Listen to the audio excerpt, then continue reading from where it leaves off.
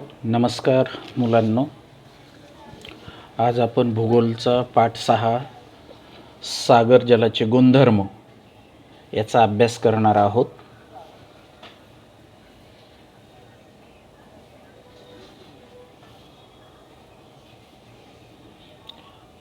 तर याचा अभ्यास करण्या अगोदर आपण थोडंसं आठवण्याचा प्रयत्न करू, कारण या अगोदर आपण सागर गुणधर्माबद्दल चर्चा केलेली आहे.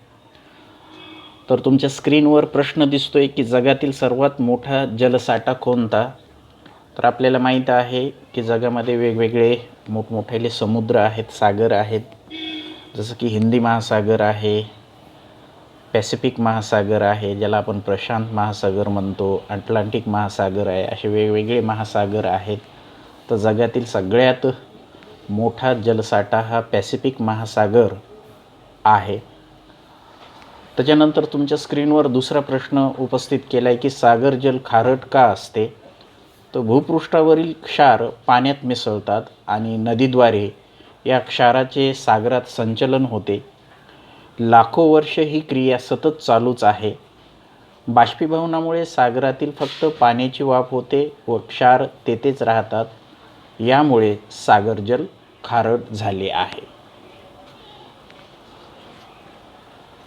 तर आता आपण जमिनीच्या व सागराच्या तापमानात काय फरक असतो याबद्दल थोडंसं बघूया. तुमच्या स्क्रीनवर बघा. जमीन आणि सागराच्या तापमानात फरक असतो. जमीन पटकन तापते व पटकन निवते. पाणी मात्र सावकाश तापते व सावकाश निवते. दुसरी गोष्ट, जमीन जास्त तापते आणि जास्त थंड होते. पाणी तुलनेने कमी तापते आणि कमी गार होते. म्हणूनच विषुववृत्ताजवळ जमिनीचे तापमान 45 डिग्री सेल्सिअस तर पाण्याचे तापमान 25 डिग्री सेल्सिअस असते. तर ध्रुवाजवळ जमिनीचे तापमान 25 डिग्री सेल्सिअस तर पाण्याचे तापमान 2 डिग्री सेल्सिअस असते. सागर जलाचे तापमान पृष्ठीय आणि खोलीनुसार कशा पद्धतीचे असते त्याबद्दल आपण थोडीशी चर्चा करूया. सागर जलाचे पृष्ठीय तापमान सर्वत्र सारखे नसते. हे तापमान अक्षवृत्तानुसार बदलते. विषुववृत्ताकडून ध्रुवाकडे पृष्ठीय तापमान कमी कमी होत जाते. पृष्ठीय तापमान विषुववृत्ताजवळ 25 डिग्री सेल्सिअस, मध्य अक्षवृत्तीय प्रदेशात 16 डिग्री सेल्सिअस तर ध्रुवाजवळ 2 डिग्री सेल्सिअस असते. स्थान, सागरी प्रवाह, चक्रीवादळे, पर्जन्यमान, सागरी लाटा, सागरजल क्षारता, प्रदूषण, अभिसरण प्रवाह, ऋतू इत्यादी विविध घटक सागर जलाच्या पृष्ठीय तापमानावर परिणाम करतात. म्हणजेच स्थानाचा जर आपण विचार केला तर विषुववृत्तावर सागरीय पृष्ठजलाचं तापमान वेगळंच असणार आहे, ध्रुवावर वेगळंच असणार आहे. सागरी प्रवाहांचा विचार केला तर संपूर्ण सागराच्या तापमानाचं नियंत्रण सागरी प्रवाहामुळे होते. सागरी प्रवाहामुळं ध्रुवाकडले सागरी प्रवाह जर आपण बघितले तर ते थंड आहेत, तर विषुववृत्ताकडे सागरी प्रवाह जर आपण बघितले ते उष्ण आहेत. तर अशा पद्धतीनं सागरी प्रवाहाचा सुद्धा सागर जलाच्या तापमानावर परिणाम होतो. चक्रीय वादळे, ज्या भागामध्ये चक्रीय वादळे येतात साहजिकच त्या भागात चक्रीय वादळासोबत प्रचंड प्रमाणात पर्जन्यमान होते आणि त्याचा परिणाम तिथल्या सागर पृष्ठीय तापमानावर होताना दिसतोय.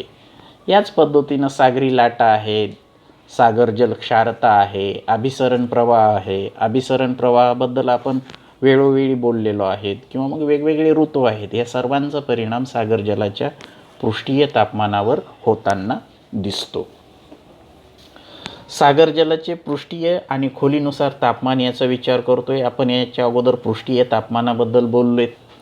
आता सागर जलाच्या खोलीनुसार तापमानाबद्दल जर चर्चा केली तर समुद्र सपाटीपासून जसजसे खोल जावे तसतसे तापमान कमी होते. मात्र जास्त खोलीवर तापमानात फार फरक पडत नाही. खोलीनुसार तापमानात पडणारा फरक हा विषुववृत्ताजवळ सर्वाधिक आहे, कारण तिथं सूर्याची किरणं सरळ असतात. तर मध्य अक्षवृत्ताच्या प्रदेशात तो कमी असतो, कारण सूर्यकिरणं थोडीशी तिरपी असतात. ध्रुवीय प्रदेशात मात्र पृष्ठावरील व खोलीवरील तापमान एकच असते. ही गोष्ट इथं आपण लक्षात घेतली पाहिजे. सागर पृष्ठावरून काही प्रमाणात सूर्यकिरणे परावर्तित होतात व काही प्रमाणात सूर्यकिरणे एका ठराविक खोलीपर्यंतच पोहोचतात.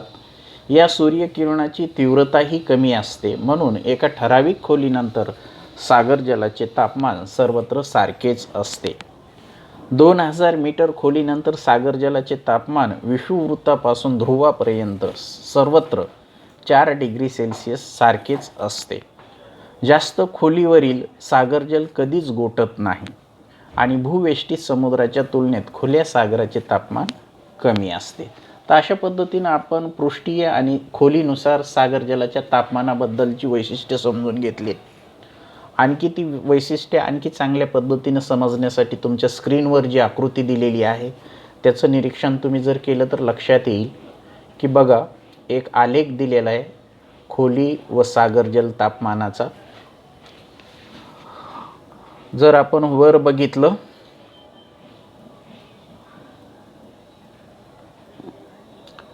तर हा जो भाग आहे तापमान दाखवलेला आहे आणि हा जो भाग आहे याच्यामध्ये खोली सागर खोली दाखवलेली आहे.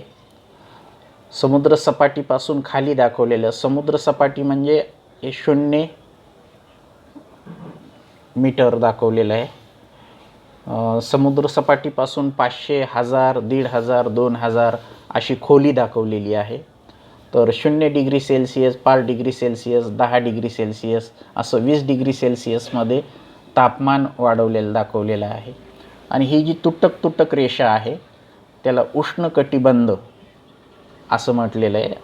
म्हणजे उष्णकटिबंधामध्ये तिथलं तापमान जर 18 डिग्री सेल्सिअस आहे तर खोलीनुसार तापमानात कसा बदल होतो ते खाली दिसतंय आपल्याला. त्याच्यानंतर बाजूच्या आपण जर प्रश्न एक प्रश्न जर घेतला, मध्य अक्षवृत्तीय प्रदेशातील सागर जलाचे तापमान समुद्र सपाटीजवळ किती आहे? मध्य अक्षवृत्त. तर ही निळी रेषा जर तुम्ही बघितली तर तुमच्या लक्षात येईल तर साधारणतः 14 डिग्री सेल्सिअस तापमान दाखवलेलं आहे. त्याच्यानंतरचा प्रश्न उपस्थित केलेला आहे की हे तापमान 1500 मीटर खोलीवर किती झालेले आढळते? 1500 मीटर खोलीवर हे तापमान विचारलेलं आहे. हे 1500 खोली या ठिकाणी. तर 1500 मीटर खोलीवर जर आपण गेलं तर हे तापमान साधारणतः 4 डिग्री सेल्सिअस दिसते. बघा,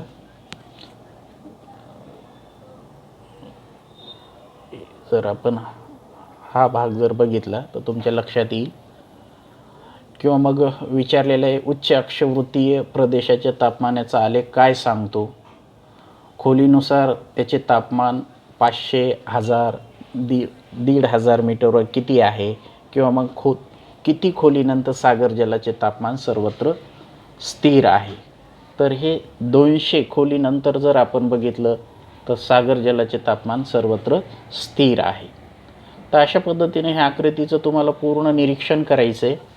आणि निरीक्षण केल्यानंतर आपल्याला लक्षात येतं की उष्णकटिबंधातील सागर जलाचे कमाल सरासरी तापमान 18 डिग्री सेल्सिअस आहे. 500 मीटर खोलीवर हे तापमान 11 डिग्री सेल्सिअस झालेले दिसून येते.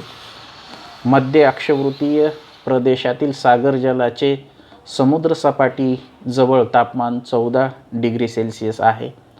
मध्य अक्षवृत्तीय प्रदेशातील सागर जलाचे तापमान 1500 मीटर खोलीवर 5 डिग्री सेल्सिअस आढळते.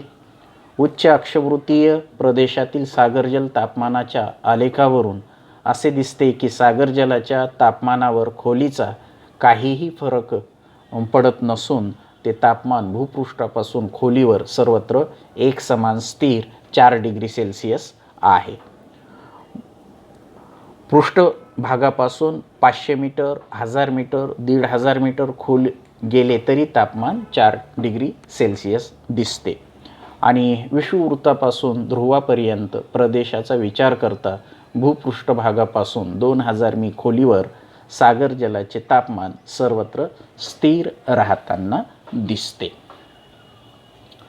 त्याच्यानंतर तुमच्या स्क्रीनवर प्रश्न उपस्थित केलेला आहे की तळाकडील सागर जलाचे तापमान गोठणबिंदूखाली गेले असते तर काय झाले असते.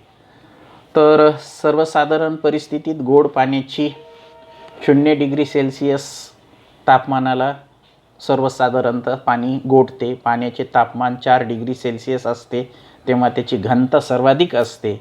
यापेक्षा कमी तापमान झाल्यास पाणी प्रसरण पावते आणि ते पृष्ठभागाकडे येऊ लागते. पाण्याच्या या वैशिष्ट्यपूर्ण गुणधर्माला असाधारण विचलन म्हणतात आणि पाण्याच्या ह्या असाधारण विचलनामुळं तळाकडील पाणी गोठणबिंदूच्या खाली जात नाही आणि त्या पाण्याचं बर्फात रूपांतर होत नाही. तर ही गोष्ट आपल्याला इथं लक्षात येते. त्याच्यामागचं हे कारण आहे असाधारण विचलन. त्याच्यानंतर तुमच्या स्वाध्यायामध्ये काही प्रश्न विचारलेले आहेत या टॉपिकवर की वाढत्या खोलीनुसार सागर जलाचे तापमान विशिष्ट खोलीपर्यंत कमी होत जाते. तर त्याचं उत्तर आपल्याला कारण सांगता येतील की सागर पृष्ठावरून बहुतांश सूर्यकिरणं ही परावर्तित होतात. मात्र काही प्रमाणात सूर्यकिरणं एका ठराविक खोलीपर्यंत पाण्यात शिरकाव करू शकतात. वाढत्या खोलीनुसार सूर्याच्या उष्णतेची तीव्रता कमी होते आणि वाढत्या खोलीनुसार सागर जलाचे तापमान कमी होत जाते. तर अशा पद्धतीनं वाढत्या खोलीनुसार सागर जलाचे तापमान विशिष्ट खोलीपर्यंत कमी होत जाते हे आपल्याला सांगता येईल. दुसरा प्रश्न स्वाध्यायामध्ये तुमचे विचारलेला आहे की सागर जलाच्या तापमान भिन्नतेवर परिणाम करणारे घटक कोणते. तर आत्ताच आपण बघितल्याप्रमाणे सागर जलाच्या पृष्ठीय तापमानावर सागराचे अक्षवृत्तीय स्थान म्हणजे कोणत्या अक्षवृत्तावर सागर आहे, सागरी प्रवाह, चक्रीवादळं, पर्जन्यमान, सागरी लाटा, सागरजल क्षारता, प्रदूषण, अभिसरण प्रवाह, ऋतू हे घटक परिणाम करतात. सागर पृष्ठावरून सूर्यकिरणाचे परावर्तन आणि एका ठराविक खोलीपर्यंतच पोहोचू शकणारे कमी तीव्रतेचे सूर्यकिरणे हे घटक सागर जलाचे खोलीनुसार तापमान ठरवतात. त्याच्यानंतरचा प्रश्न विचारलेला आहे की खोलीनुसार सागर जलाच्या तापमानात होणारा बदल स्पष्ट करा. तर सागर जलाच्या पृष्ठीय तापमानाच्या तुलनेत खोलीनुसार होणारा बदल वैशिष्ट्यपूर्ण आहे. मात्र तापमान कमी होण्याचे प्रमाण सर्वत्र सारखे नाही. खोलीनुसार तापमानात पडणारा फरक हा विषुववृत्ताजवळ सर्वाधिक असतो. ध्रुवीय प्रदेशात पृष्ठीय आणि खोलीनुसार तापमान सर्वत्र सारखे असते. सागर पृष्ठावरून सूर्यकिरणाचे परावर्तन होते. काही प्रमाणातच सूर्यकिरणे एका ठराविक खोलीपर्यंत जातात आणि या सूर्यकिरणाची तीव्रता कमी असते. त्यामुळे 2000 मीटर खोलीनंतर पृथ्वीवर सर्वत्र सागर जलाचे तापमान स्थिर म्हणजे 4 डिग्री सेल्सिअस आढळते. तर अशा पद्धतीनं आपण सागर जलाच्या गुणधर्मामध्ये सागर जलाचं भूपृष्ठीय तापमान आणि त्याचे वेगवेगळे गुणधर्म समजून घेतले. त्याच्या पुढच्या भागामध्ये आपल्याला सागर जलाची क्षारता याविषयीची चर्चा करायची आहे. तर धन्यवाद. इथं आपण थांबूया.